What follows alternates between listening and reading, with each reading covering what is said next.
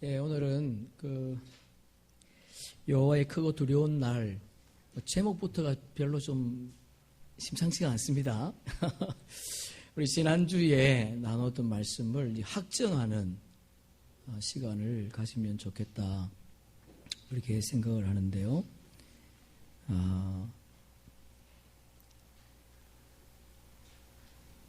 마크 필즈라고 하는 유대인 목사님이 이 브로드문이라고 하는 책을 썼어요.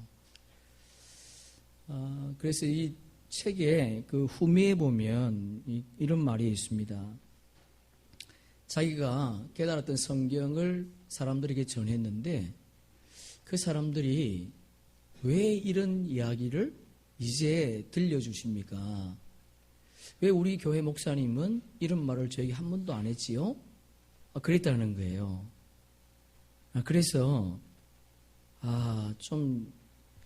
저도 이 말씀을 좀 드려야 되겠다.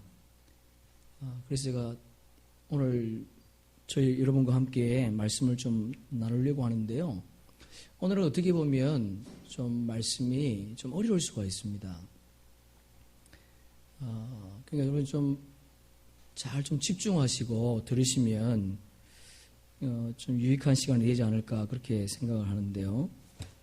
저도 이 설교 한 편을 위해서 한 달 정도 이렇게 고민하다가 정리한 내용인데요. 이 마크 필즈라고 하는 유대인 목사님, 그리고 이 앤드루 워맥이라고 하는 목사님, 이분도 이제 70일에 그리고 마지막 때에 대한 이런 예언 사역을 하시는 분 가운데 한 분인데, 요셉 조나단이라고 하는 그런 분. 저는 이제 전번에도 말씀드렸지만 안식일을 통해서 하나님께서 제 영의 지평을 이런 유대인 목사님들을 통해서 굉장히 많이 보게 하시고 또 깨닫게 하신 것 참 전 개인적으로 참 감사하게 생각을 합니다. 지난주에 우리가 다니엘 때부터 그리고 예수님이 이 땅에 재림하시는 때를 70일이라고 하는 내용을 우리가 다니엘서 7장 24절부터 27절, 그러니까 4절을 통해서 다니엘, 그러니까 예수님 태어나시기 500년 전 사람이었는데 하나님께서 다니엘서 2장을 통해서 그리고 다니엘서 7장을 통해서 마지막 때를 우리에게 가르쳐 주었습니다. 제가 설교를 끝내고 모니터링 하면서 그런 생각을 했어요. 아직도 구원의 확신이 없는 사람들이 과연 이 말씀을 어떻게 이해할까? 저 사람 이단 아니야? 이렇게 말하지 않을까? 그런 내심 저도 좀 고민을 좀 했는데요. 하나님 말씀이기 때문에 말씀대로 전했을 뿐이고요. 여러분은 받아들이는 분은 여러분들이니까 여러분이 제 생각에는, 제 욕심에는 하나님의 말씀을 말씀대로 받아들여서 주님 말씀대로 살아가는 저와 여러분 되기를 주님의 이름으로 축복합니다. 우리 지난주의 말씀을 잠깐 한번 정리해 보면 다니엘 때부터 예수님이 마지막 재림 때까지를 70일이라고 하는, 스크린 보세요. 70일이라고 하는 기한을 정했어요. 물론 70일이라는 것은 상징적인 숫자입니다. 70일이기 때문에 곱하기 7하면 490일이다, 그런 말이 아닙니다. 70일에는 상징적인 숫자지만 하나님께서 다니엘에게 500년 전 사람이었는데 다니엘 때부터 마지막 때를 70일로 정했어요.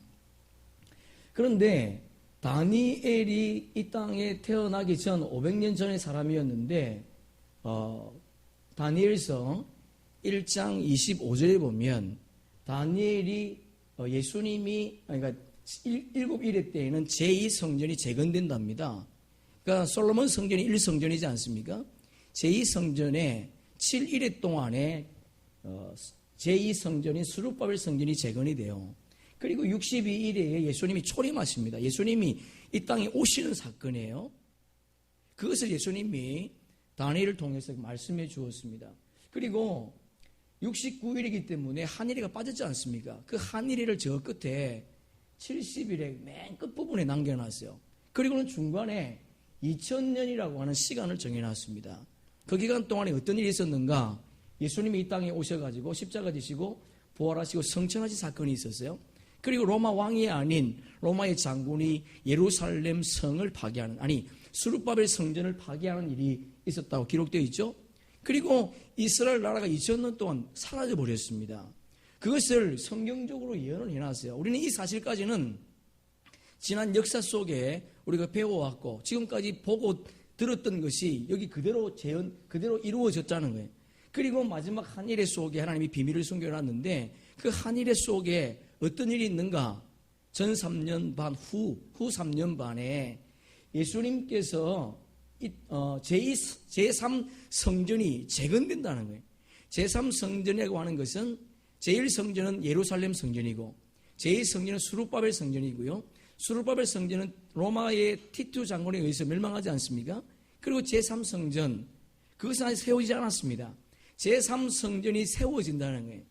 그것을 다니엘서 1장 24절에 기록해놨습니다. 그래서 우리가 지난 시간에 제3성전의 성막, 제3성전에 대한 영상을 봤지 않습니까? 이스라엘 백성들이 제3성전을 지을 모든 준비가 끝났다는 거예요. 심지어 제사장이 1000명 이상 예배할 수, 10,000명 이상 예배할 수 있는 예배를 돕는 제사장까지 준비가 되었다는 거예요. 그런데 24장에 보니까 뭐라고 기록되어 있습니까? 예배를 금지할 것이며 그렇게 되어 있어요. 예배를 금지한다는 것은 성전이 치워졌다는 겁니다. 제3성전이 치워졌다는 거예요. 그러니까 왜 예배를 금지합니까? 그들이 구약을 믿지 않습니다. 신약을 믿지 않거든요. 그들이 죄 사함받기 위해서 용키퍼데이 되면 성전에 와서 죄를 사함받기 위해서 동물을 가지고 와요. 그러니까 동물을 죽이니까 사람들이 예배를 드리지 말라 그렇게 말했다는 거죠. 그러니까 제3성전이 지어진 것을 다니엘은 봤다는 겁니다. 예수님 태어나기 500년 전에. 그런데 24절에 보니까 24절 맨 마지막에 어떤 일이 있는가 보니까 허물이 끝나고 죄가 끝나고 그리고 우리의 죄악이 용서받고 네 번째 뭐예요? 우리의 의가 드러나며 할렐루야. 여러분 우리가 이 땅에서 행한 모든 의가 주를 위해서 했던 모든 것들이 다 드러난다는 거예요. 그럼 그때가 언제예요? 이 땅이 아니라 하나님의 나라라는 거예요. 예? 죄가 용서받는데 허물이 끝나는데 그리고 예언과 그리고 계시가 끝난다는 겁니다. 그리고 그것을 확정하기 위해서 맨 마지막에 뭐라고 되어 있습니까? 기름 부음 받은 자가 재림할 것이며 그래 되어 있어요. 그러니까 이 70일의 비밀을 우리에게 4절 속에서 말씀해 주었습니다. 그리고 우리는 지금 우리 세대에 지금 제3성전이 완성되기 앞에 있는 다 준비되어 있는 그런 세대에 살고 있다는 거예요. 그래서 예수님께서 마태복음 24장에 보니까 그런 세대, 그것을 보는 세대에게 내가 가까이 와 있다는 것을 알라. 그렇게 말씀하지 않습니까? 자, 우리 한번 여러분 성경으로 마태복음 24장 15절 다시 한번 찾습니다. 마태복음 24장 15절. 마태복음 24장 15절. 마태복음 요엘서는 손으로 끼워 놓으세요. 마태복음 24장 15절 함께 읽습니다. 그러므로 너희가 선지자 다니엘이 말한 바 멸망에 가증한 것이 거룩한 것에 선 것을 보거든 읽는 자는 다니엘이 말한 바 그게 우리 옆에 성경을 막 간주해 보면 다니엘서 9장 27절 그렇게 돼 있죠. 여러분 성경에 맞습니까? 마태복음에 보면 간주 성경이 돼 있죠. 다니엘서 9장 27절. 그러니까 다니엘서에 말한 그것이 세워진다는 거예요. 그때가 되면 어떤 일이 있는가? 24장 21절 함께 읽습니다. 그때에 큰 환난이 있겠습니다. 창세로부터 지금까지 이런 환난이 없겠고 후에도 마지막 때라는 거예요. 주님이 지금 우리 코앞에 와 있다는 겁니다. 여러분 제가 지난주에 말씀드렸지 않습니까? 여러분 세상 사람들에게 예수님이 임하는 것은요 도둑처럼 임해요. 도둑처럼 임합니다. 그러나 예수 믿는 저와 여러분에게는 그분이 도둑처럼 임하지 않습니다. 왜? 우리는 그때를 알기 때문에. 자, 우리 한번 스크린 보면서 우리 데살로니가전서 5장 4절 함께 읽습니다. 형제들아 너희는 어둠에 있지 아니하며 그날이 도둑같이 너희에게 임하지 할렐루야. 예, 마지막 때가 성도에게는, 교회를 출입하는 자에게는 아닙니다. 성도에게는 어떻게 해요? 도적처럼 임하지 않는다는 거예요. 그런데 여러분, 요한계시록에 보면 7교회를 소개합니다. 7교회는 그 이전에 있는 교회도 아니고 또 미래에 있을 교회도 아니고 과거에 있었던 교회, 오늘에 있을 교회, 또 미래에 있을 교회를 소개합니다. 대표성이죠. 오고 오는 모든 교회를 우리에게 소개합니다. 그런데 이 요한계시록 7교회를 우리에게 소개하는데 7교회 가운데 2교회만 주님이 칭찬하세요. 그리고 4교회는 칭찬과 책망이 있습니다. 그러나 한 교회는요, 책망밖에 없습니다. 자, 우리 한번 요한계시록 3장 3절 함께 읽습니다. 내가 도둑같이 이르리니 어느 때에 내게 이르는지 내가 알지? 할렐루야. 여러분, 4대 교회라는 것은 교인을 말하는 거거든요. 교회는 우리지 않습니까?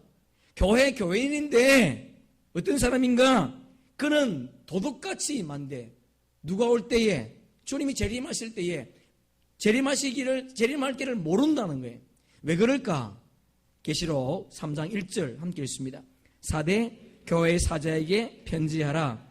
하나님의 7 영과 7 별을 가지신 이가 이르시되 내 행위를 아노니 내가 살았다는 이름은 가졌으나, 보세요. 어떤 자가요?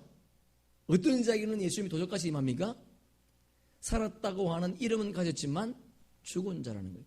교회는 다니지만 영이 죽은 자가 있다는 거예요. 여러분, 이건 우리 심각하게 생각하셔야 돼요. 교회는 다니지만 영이 죽은 자가 있다는 거예요. 없다고요? 있습니다. 교회는 다니지만 영이 죽은 자에게는 주님이 도적같이 임한데 그때를 모른다는 거예요. 주님의 이 마음의 심각성을 모른다는 거예요. 뭐 교회 다니면 되지. 아니에요, 여러분. 교회 다닌다고요? 구원 못 받아요. 주님이 요한계시록에서 분명히 말씀하고 있지 않습니까?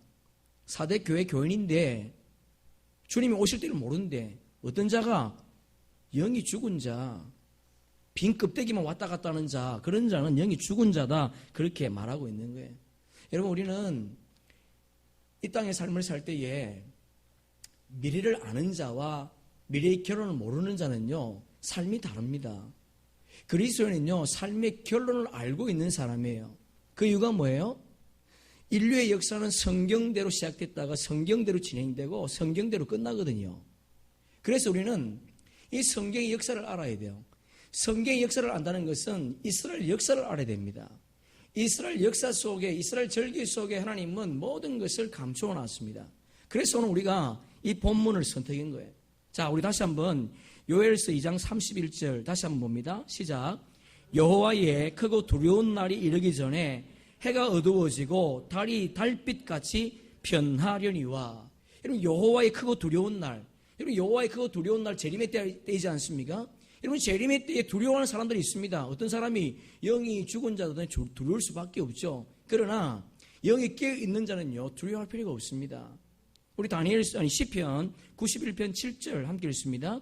1000명이 내 왼편에서 10,000명이 내 오른쪽에서 엎드러지나 이 재앙이 내게 가까이 하지 못하리라. 여러분, 내가 서 있는데 내 옆에 1000명이 쓰러집니다. 왼쪽에서. 오른쪽에 10,000명이 쓰러져요. 이게 뭘까요?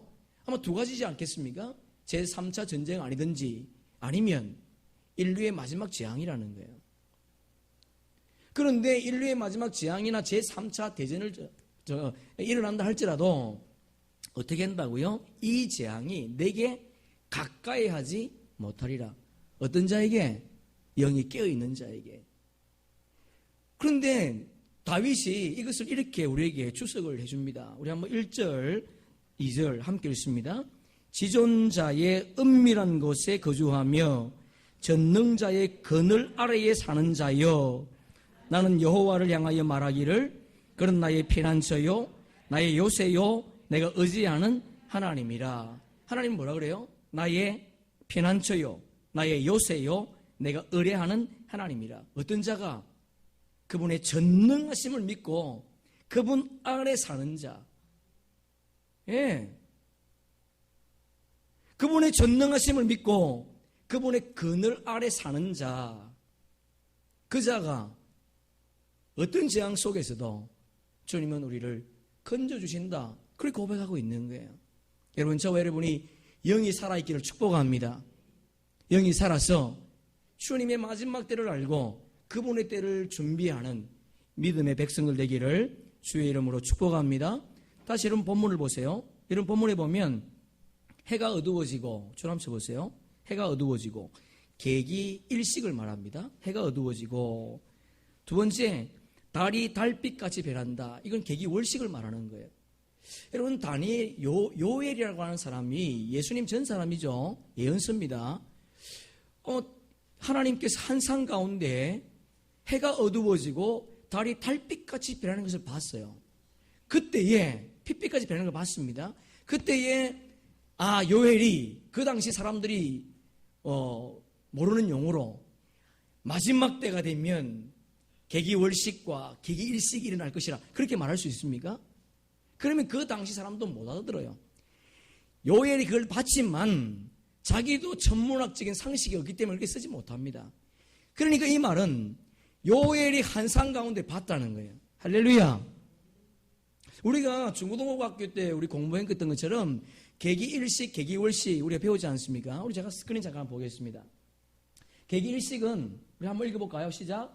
낮에 달이 태양을 가려 태양이 검게 보이는 천문현상. 계기월식은요, 밤에 지구 그림자에 의해 달이 붉게 보이는 천문현상. 예, 이것을 요엘이 봤다는 거예요. 그러나 요엘은 천문학적인 과학적인 지식이 없기 때문에 그냥 이렇게 써놓은 겁니다. 어떻게 써놨다고요? 해가 어두워지며 달이 핏빛같이 변할 것이다. 언제? 여호와의 때, 재앙의 때에, 마지막 때에 이와 같은 일이 있을 것이다. 그렇게 말하고 있는 거예요. 자, 우리 다시 한번 스크린 봅니다. 태양, 이게 계기일식이에요. 태양과 달과 지구가 일직선상에 놓여 있지 않습니까? 여러분, 달도 지구를 돌지 않습니까? 그런데 달이 지구를 돌 때에 원형으로 돌지 않습니다. 달이 지구를 돌 때에는 타원형으로 돌아요. 타원형으로 이렇게. 타원형으로. 그리고 지구가 달을 돌지 않습니까? 그런데 어느 날 갑자기 태양과 달과 지구가 일직선상에 놓일 때가 있어요. 낮인데. 그럴 때 어떤 현상이 나타난다고요? 해가 어두워진다는 거예요. 낮인데 밤처럼 보일 때가 있다는 거예요.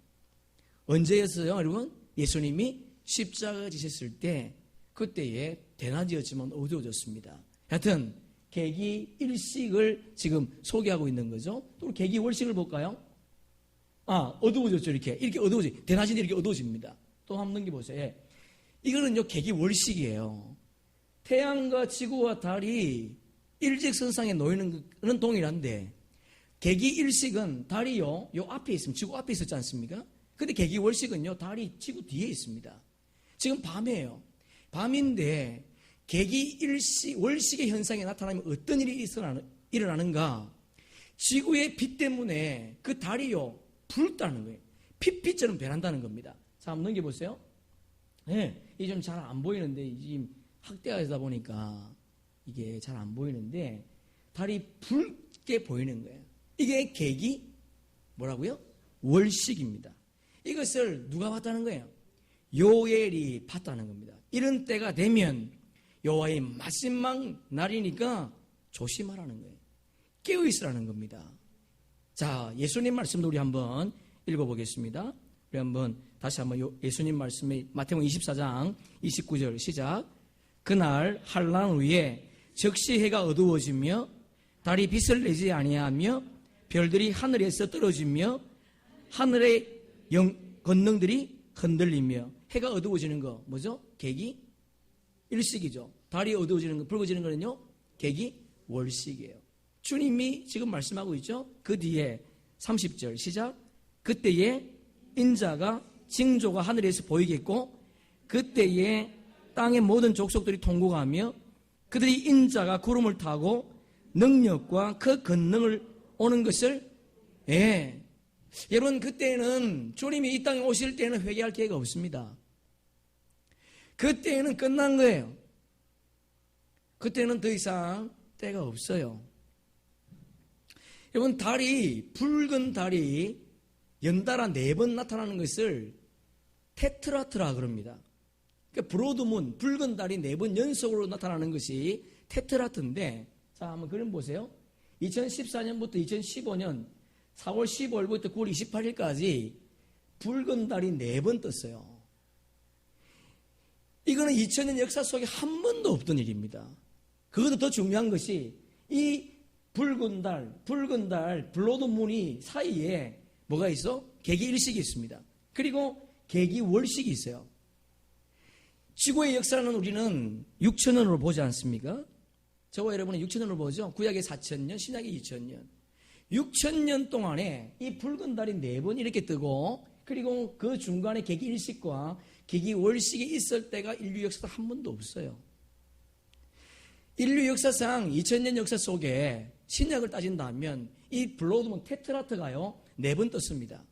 1948년, 49년부터 50년, 그리고 1969년부터 1970년, 그리고 2014년부터 2015년 3번 떴어요. 그런데 1949년부터 2015년 60년 동안에 3번 떴다는 거예요.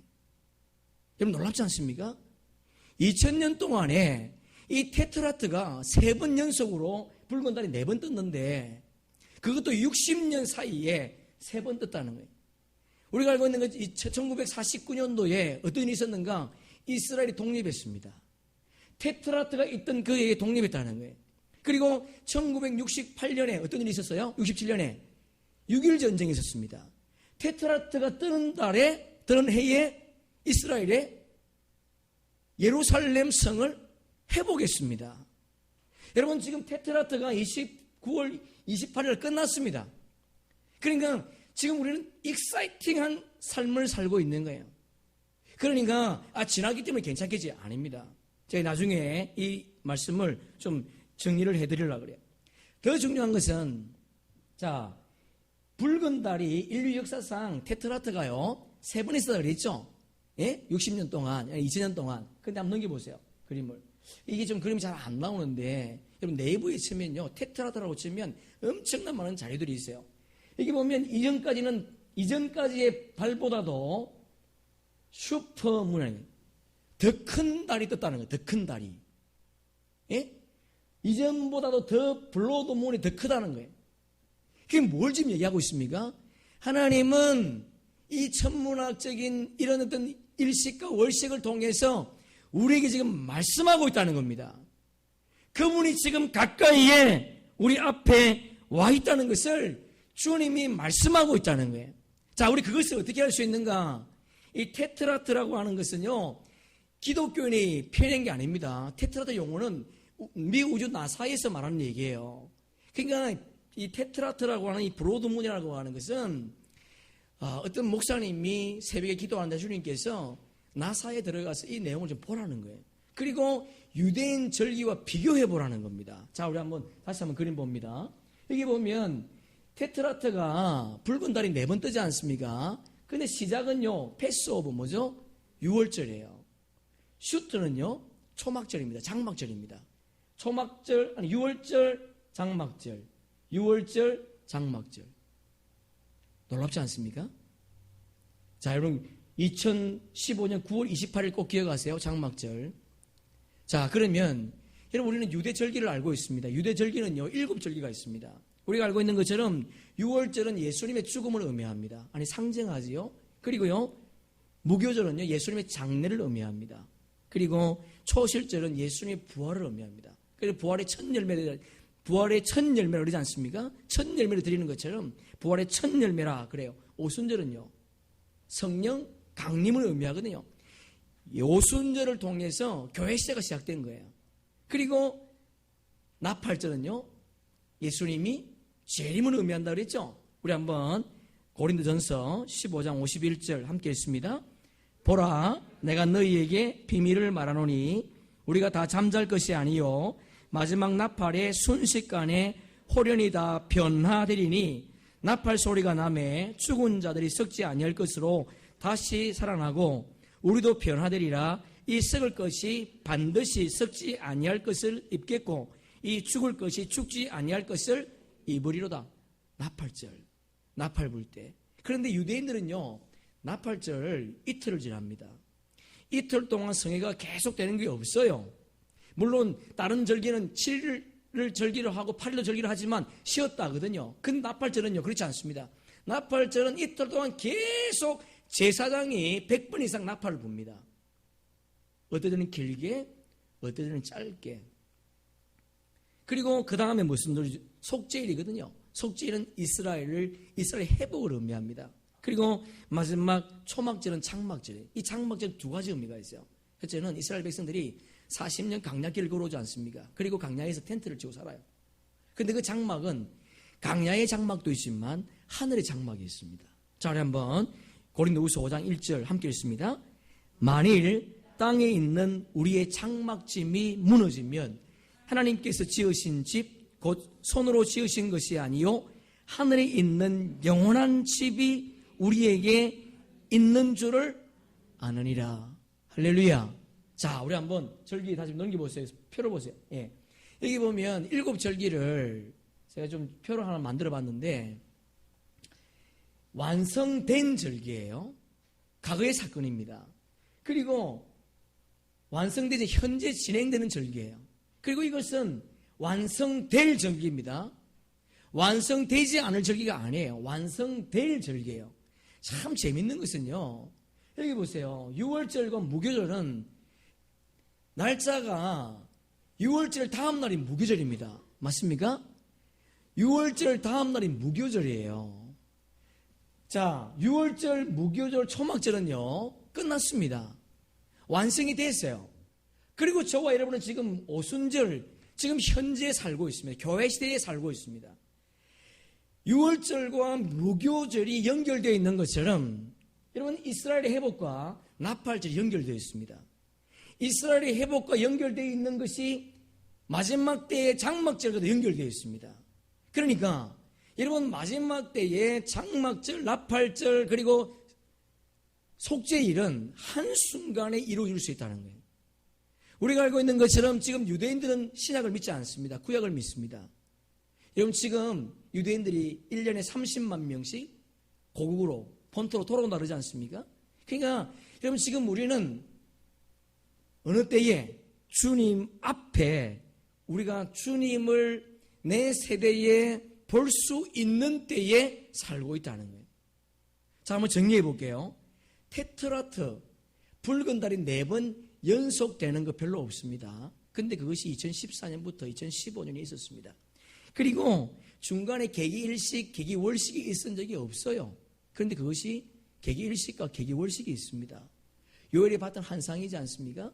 더 중요한 것은, 더 놀라운 것은 그것이 슈퍼 블로드물, 큰 달이라는 거예요.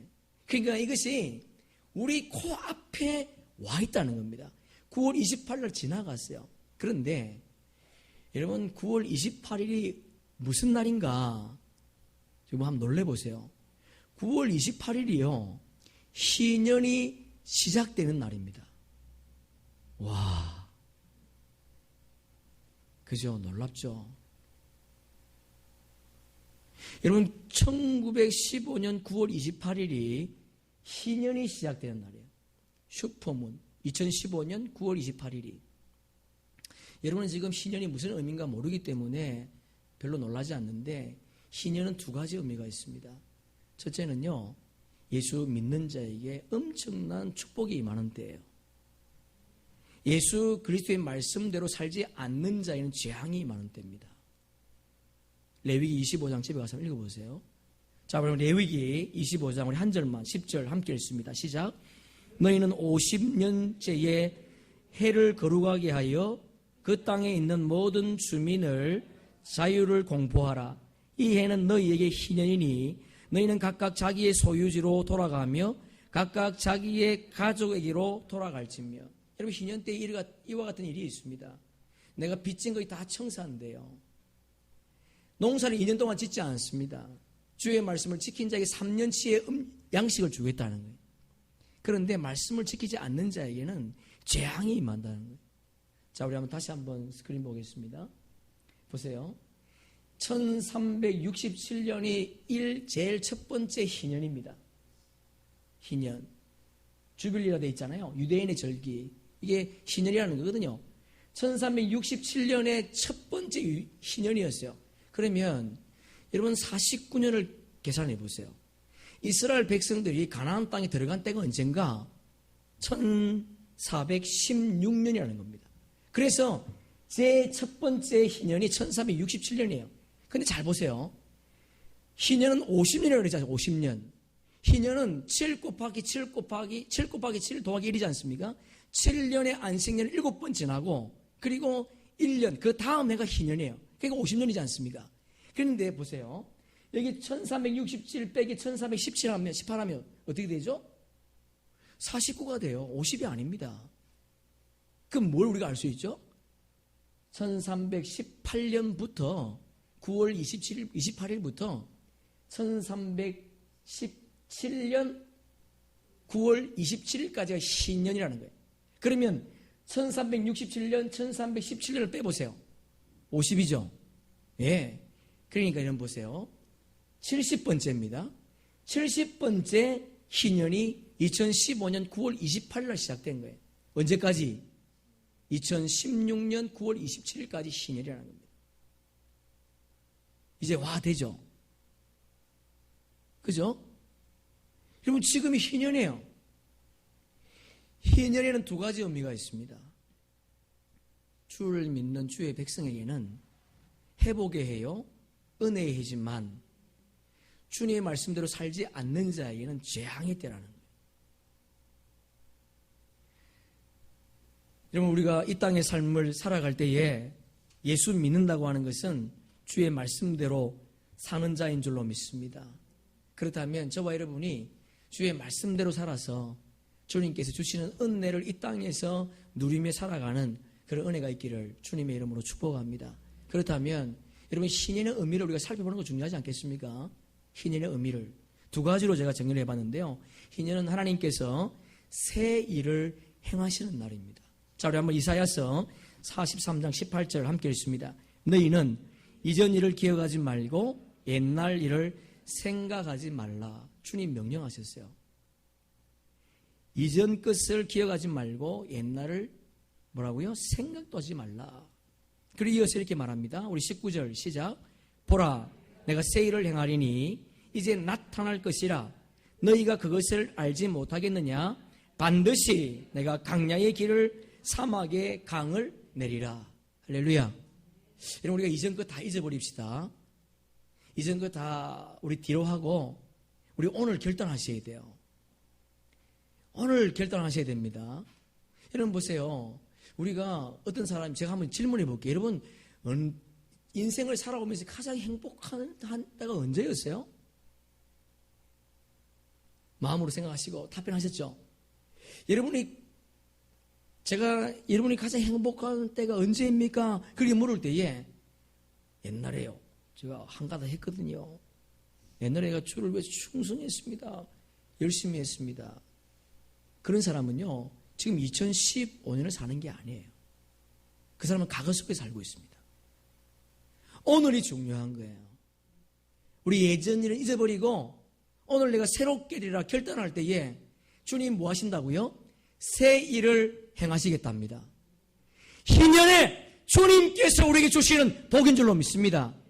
지금까지 잘한 거 감사하고 내가 이전에 못한 거 잊어버립시다. 그리고 오늘 결단합시다. 내가 주님의 새 일을 보리라. 주님이 새 일을 하는데 어떤 일을 하신다고요? 여기 보니까 19절에 보니까 반드시 내가 강야에서 길을 사막에서 강을 내리라. 여러분 강야의 길이 있습니까? 사막에 강이 있습니까? 그렇게 만들 수 있습니까? 불가능합니다. 그러나 주님은 우리에게 그와 같은 은혜를 주시겠다는 거예요. 우리 지금 결단합시다. 이전에 잘 나갔던 거, 얘는 잘못했던 거 다 잊어버리고 이제 내가 내 삶 속에 막혀있는 강야, 내 삶 속에 답답한 사막 같은 그 인생길을 주님이 길을 내시고 사막에 강을 내셔서 주님의 평강과 주님의 은혜로 살겠다고 하는 그 결단을 이 시간 저와 여러분이 할 수 있기를 주의 이름으로 축복합니다. 우리 필립보서 3장 함께 읽습니다. 내가 이미 얻었다 함도 아니요 온전히 이루었다 함도 아니라 오직 내가 그리스도 예수께 잡힌 바 된 그것을 잡으려고 달려가노라. 형제들아, 나는 아직 내가 잡은 줄로 여기지 아니하고 오직 한 일, 즉 뒤에 있는 것은 잊어버리고 앞에 있는 것을 잡으려고 표대를 향하여 그리스도 예수 안에서 하나님이 위에서 부르신 부름의 상을 위하여 달려가노라. 할렐루야. 여러분 보세요. 과거에 매여 있다면 어떻게 달려갈 수 있겠습니까? 과거에 매여 있다면 달려갈 수 없지 않습니까? 뒤에 있는 것을 보면 앞에 것을 보지 못합니다. 여러분 지금 희년 때입니다. 브로드문입니다. 우리 앞에 놓여 있습니다. 여러분 뒤에 것을 잊어버리고 사도 바울이 앞을 향해 표대를 향해 상급을 향해 달려가듯 우리 인생에 그와 같은 은혜가 있기를 주의 이름으로 축복합니다. 두 번째 희년은요, 회복의 때입니다. 여러분 우리가 회복이라고 하는 단어를 보면 하나님과의 우리의 회복은 다릅니다. 여러분 우리가 회복이라는 것은 되찾는 거지 않습니까? 내가 누구에게 마늘을 구워줬어요. 근데 마늘을 받았습니다. 그러면 회복이죠. 되돌려 받았지 않습니까? 그럼 본전이에요. 내가 질병에 걸렸습니다. 몸이 아팠어요. 그래서 수술을 냈습니다. 큰 수술을 냈어요. 나았어요. 건강해졌습니다. 회복됐죠. 근데 뭐가 남아요? 상처가 남아요. 여러분 그것도 회복이 아니죠. 우리는 그것을 회복이라 그러지만 하나님은 그것을 회복이라 말하지 않습니다. 하나님이 말씀하시는 희년의 회복은 어떤 것인가? 그것을 한번 보겠습니다. 자, 한번 출애굽기 22장 1절 함께 읽습니다. 사람이 소나 양을 도둑질하여 잡거나 팔면 그는 소 한 마리에 소 5마리로 갚고 양 한 마리에 양 4마리를 한 마리에 5마리예요. 한 마리에 4마리입니다. 하나님께서 우리에게 되돌려 주실 때는 이렇게 되돌려 주시겠다는 거예요. 또 한번 우리 출애굽기 22장 5절 함께 읽습니다. 사람이 밭에서나 포도원에서 짐승을 먹이다가 자기의 짐승을 놓아 남의 밭에서 먹게 하면 자기 밭에 가장 좋은 것과 자기 포도원의 가장 좋은 것으로 배상할지니라. 그럼 짐승이 나무 밭에 가가지고 포도를 따먹었단 말이죠. 이거 나쁜 것을 따먹었어요. 그런데 좋은 것으로 배상하라. 이것이 희년의 주님이 우리에게 주시는 복인 줄로 믿습니다. 여러분 희년 주의 말씀을 지키는 자에게는 주님의 은총이 임하지만 주님의 말씀을 지키지 않는 자에게는 재앙이 임한다는 거예요. 그러면 우리가 예수님께서 하신 말씀을 한번 본문을 통해서 한번 보겠습니다. 우리 한번 마가복음 10장 함께 읽습니다. 예수께서 이르시되 내가 진실로 너희에게 이르노니 나의 복음을 위하여 집이나 형제나 자매나 어머니나 아버지나 자식이나 전토를 벌인 자는 현세에 있어 집과 형제와 자매와 어머니와 자식과 전토를 100배나 받되 핍박을 겸하여 받고 내세에 영생을 받지 못할 자가 없느니라. 여기 보니까 현세라 그래. 현세. 여러분 주님의 복음을 위해서 자신의 삶을 포기하면 내어버리면 버리면 내려놓으면 그런 말이거든요. 십자가 지면 그런 말이지 않겠습니까? 어떻게 우리가 부모를 버릴 수 있습니까? 상징적인 거죠. 우리가 복음을 위해 살면 현세 이 땅에서 어떻게 하시겠다고요? 어떻게 하시겠다고요? 현세에서 어떻게 100배의 복을 주시겠다는 거예요. 5가지 부의 비밀이라고 하는 책에 보면 그런 말이 있더라고요. 여러분 90%인지 93%인지 제가 잘 정확하게 모르겠습니다. 이 땅의 모든 재물을 90%인지 93%인지 모르겠는데 90%라고 합시다. 7%의 사람이 90%의 부를 차지하고 있답니다. 7%의 사람이 90%의 부를 차지하고 있대요. 나머지 93%가 그 나머지 7%, 10%를 가지고 있는 거예요. 참 비극적이지 않습니까? 그런데 더 중요한 것은 여러분 유대인들이요 10명의 부자가 있다면 기독교인이 1명밖에 없답니다. 야, 저는 이걸 보고 너무 마음이 아팠어요. 여러분, 유대인들은 구약을 믿지 않습니다.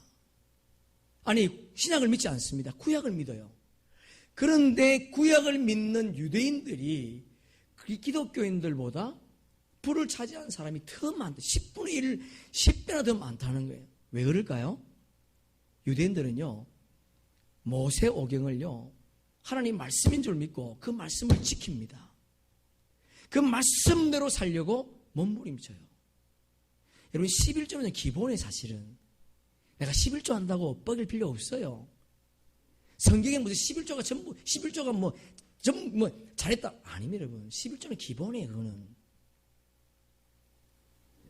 여러분, 유대인들은요, 철저히 주님 앞에 주의 말씀대로 지켰더니 그들에게 임하였던 부가 그리스도인이 가지고 있는 부보다 10배나 더 많다 그러지 않습니까?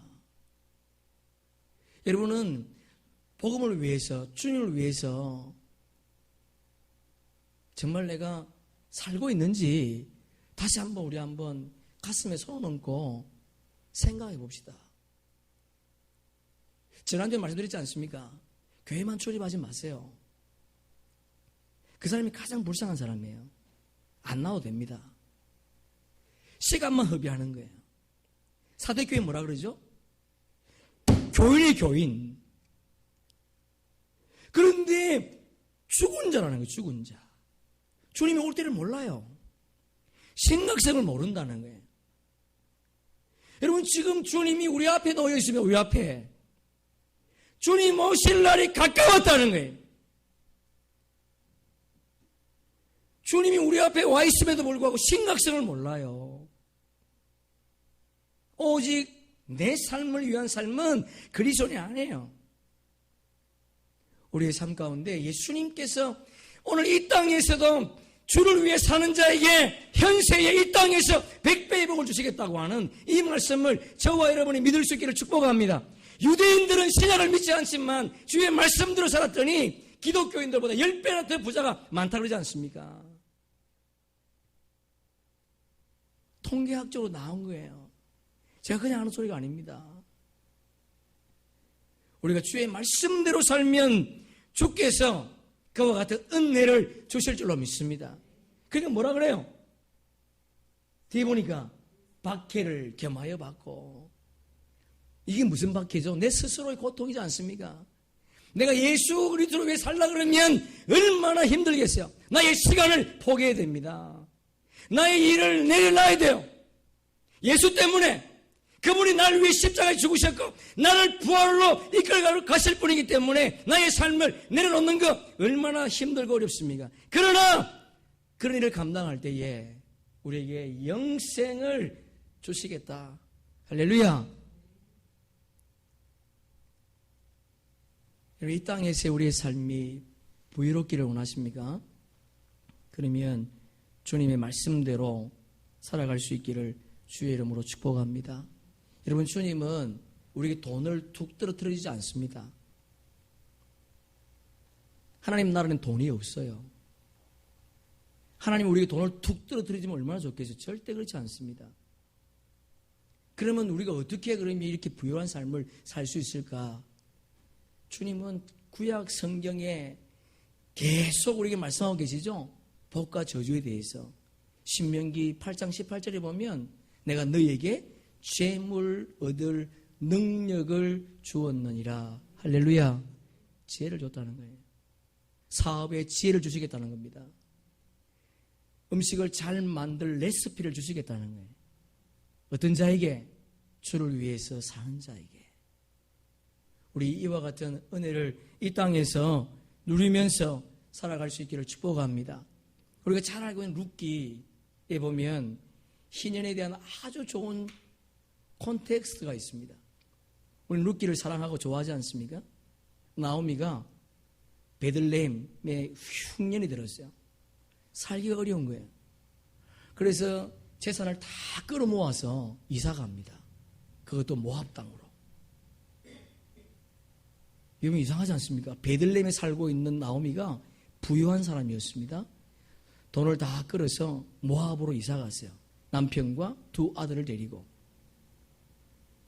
두 아들을 모함 여인과 결혼시킵니다. 그런데 10년이 지난 어느 날 남편도 죽고 두 아들도 죽었습니다. 소망이 없어요. 그런데 들려오는 소식이 베들레헴이 흉년이 들었다는 거예요. 풍년이 들었다는 거예요. 그래서 나오미가 돌아가야겠다. 어디로? 아버지 집으로 베들레헴으로 가야겠다. 그렇게 결단하고 두 자부를 돌려보냅니다. 너희들 나와 따라와도 아무 소망이 없다. 그러니까 내가 지금 애를 낳아서 너희 남편을 준다 해도 너희는 늙어서 안 되니까 고열제도죠. 그러니까 고향에 남고 그리고 이 땅에서 재혼하고 행복하게 살라. 그렇게 말하지 않습니까? 그랬더니 룻이라고 하는 자부가 뭐라고 고백하죠? 어머니가 믿는 하나님이 나의 하나님입니다. 여러분 멋있지 않습니까? 어머니가 믿는 그 하나님을 내가 바르게 섬기기 위해서 어머니를 따라가겠습니다. 여러분 룻이 보아스와 함께 룻이 나오미와 함께 돌아왔습니다. 사람들이 수군거리지 않습니까?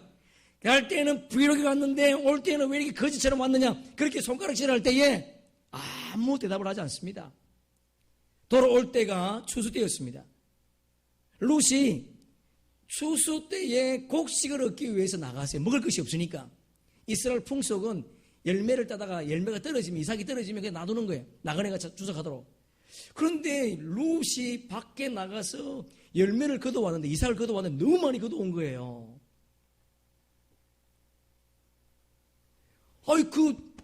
나오미가 놀란 거죠. 아니 이렇게 어떻게 이렇게 많이 가져왔느냐. 그랬더니 룻이 말하기를 보아스의 밭에서 가져왔습니다. 보아스의 밭. 성경은 보아스가 기뻐로 하임, 유력한 자, 존경받는 자요, 부자요, 그리고 종을 300명 이상 거느리는 사람이라는 우리 공부했지 않습니까? 그런 사람이라는. 그런데 보아스가 룻과 결혼합니다. 여러분 룻은 이방인입니다. 가부입니다. 그럼에도 불구하고 보아스가 그를 부인으로 맞이합니다.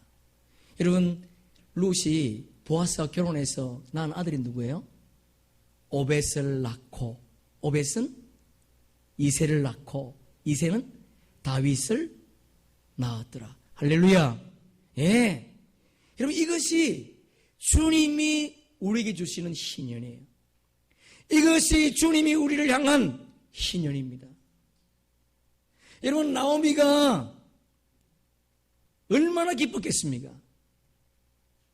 나오미가 돌아오지 않았다면 이런 하나님의 은총을 경험할 수가 없어요. 성경의 인물로 등장할 수가 없습니다. 여러분 희년은 이와 같은 은혜가 우리에게 주어져 있다는 거 다시 한번 기억하시면서 테트라트 마지막 때가 우리 앞에 놓여 있을 때에 내가 재앙으로 멸망할 것인가 아니면 희년 이때에 주의 말씀대로 살아서 주님이 약속하셨던 것처럼 100배의 복을 받으면서 영생을 보장받으면서 주님과 주의 백성답게 살 것인가? 그것은 지금 우리에게 놓여있는 과제입니다. 여러분 이 기간 동안에 주님이 재림하지 않는다 할지라도 정말 우리는 익사이팅한 삶을 살고 있습니다. 우리가 성경을 믿는다면 이 말씀을 믿을 수 있기를 축복합니다.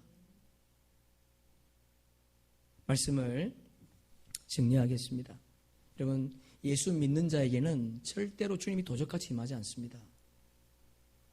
예수 믿지 않는 자에게는 도적같이 임할 수 있습니다. 오늘 요엘이 우리에게 봤던 그 환상을 우리에게 소개해 주었는데 그 환상이 오늘 우리가 살고 있는 이 땅에 일어났다는 거예요. 6천년 역사 속에 이런 일이 한 번도 없는 일이었습니다. 테트라트, 브로드문, 계기월식, 계기일식, 그리고 마지막 9월 28일이 희년이라는 것. 왜 주님께서 그날을 희년의 그때에 우리에게 알게 하셨을까? 여러분 우리가 다시 한번 이 귀한 시간을 살고 있다는 것 다시 한번 기억하시면서 이 날에 주님을 위해서 우리의 삶을 온전히 헌신하는 저와 여러분 되기를 주님의 이름으로 축복합니다. 다니엘이 뭐라 그러죠? 마지막 때 70일의 마지막 때를 뭐라고 얘기합니까? 제가 끝나고 허물이 끝나고 죄악이 용서받고 그리고 우리의 의가 드러나며 예언과 계시가 끝나며 예수님이 재림하신다. 여러분 그 속에 다니엘이 말하고 있습니다. 주님의 의를 행한 것은 영원히 남을 것이라고요. 우리의 삶 가운데 그런 은혜가 있다는 걸 다시 한번 기억하시면서 우리의 삶을 주님을 위해서 남은 때를 살아가는 저와 여러분 되기를 주의 이름으로 축복합니다. 주님이 가까이 와 있습니다. 등과 기름을 함께 준비합시다. 등은 있지만 기름이 없는 자가 되지 마시고 있는데 다 타버리는 자가 되지 마시고 기름을 잘 준비해서 주님 오실 때 그분을 맞이할 수 있기를 주님의 이름으로 축복합니다. 이 시간 여러분 자신의 무릎을 꿇고 내가 그분을 주인으로 맞이하리라 그렇게 결단할 수 있기를 주의 이름으로 축복합니다. 그분이 여러분의 주인이 되셔야 돼요. 여러분의 주인이 그분이십니다. 그분을 신뢰하면서 마지막 인생길을 걸어가기를 축복합니다. 우리 찬양 나오시고